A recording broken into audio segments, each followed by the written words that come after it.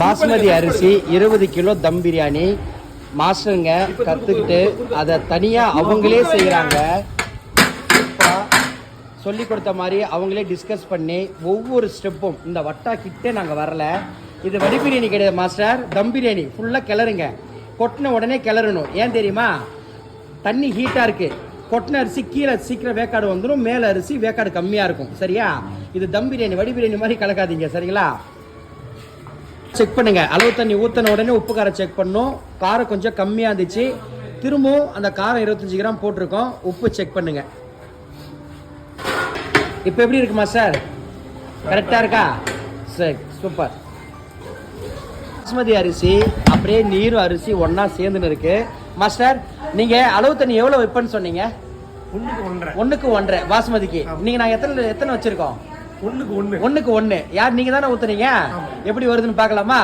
சரி, ஓகே. இப்போ அரிசி தண்ணி ஒன்றா சேருது. அப்படியே 2 விறகு குறைங்க. அப்படியே இது இது இது எதுக்காக தெரியுமா? இந்த மாதிரி செஞ்சா,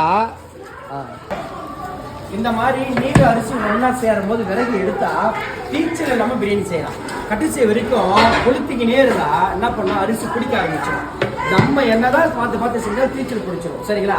பாஸ்மதி அரிசி எந்த தம் பிரியாணியில அரிசியும் தண்ணி ஒன்னா சேர விறகு எடுக்கணும்.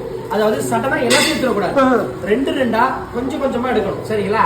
இப்போ நம்ம அந்த வடி பிரியாணி வச்சு போட்ட செய்தி இருக்கா? நல்லா. இப்போ நான் 1க்கு 1 தான் தண்ணி வச்சிருக்கேன். வடி பிரியாணிக்கு நம்ம இப்படி தானே இருந்துச்சு.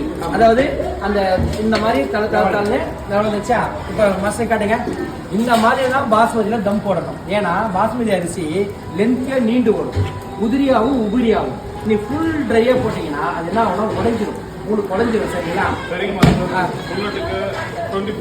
புல்லட்டுக்கு 24 கேரட்டுக்கெல்லாம் பொன்னி அரிசி அது வந்து நிறைய அந்த நீரை வந்து அப்சர்வ் பண்ணாது. அளவு பாத்திரத்தில் 1க்கு 1.25 வைக்கணும். லிட்டர் கணக்கில் 1க்கு 1.5 வைக்கணும். எல்லாமே 1க்கு 1.5 சொல்லுவாங்க. இதே போல கிடையாது. ஃபுல் ட்ரை பபுள்ஸ் மாதிரி சின்னதாக இருக்கும். சரிங்களா? இப்போ நம்ம தம் போடலாமா? இது இறக்கலாம் தம் போட போகிறேன். இப்போ இது என்ன ஸ்டேஜில் இருக்கு? வடி பிரியாணி ஸ்டேஜில். ஆனால் தம் பிரியாணி ஓகேவா? கட்டு போடுங்க.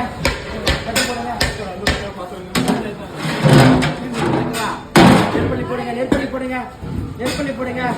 பிரியாணி செய்யறது கஷ்டம், ஆனா ஆர்வமா செஞ்சா ஈஸி. நான் அதை தான் எடுத்து சொல்ல வரேன். மாஸ்டருங்க போட்டுட்டு இருக்காங்க. அண்ணன் ஒசூர்ல வந்திருக்காரு, ரியாஸ் பெங்களூர்ல வந்திருக்காரு. நன்னெல்லாம் போட்டலாம். பிரியாணி நல்லா தம்மா இருக்கா? சூப்பரா இருக்கா? எப்பவுமே இந்த மாதிரி குழுக்குறதும் அடுத்த வீடியோ தான் பாத்தீங்க. இன்னைக்கு பாக்குறீங்க.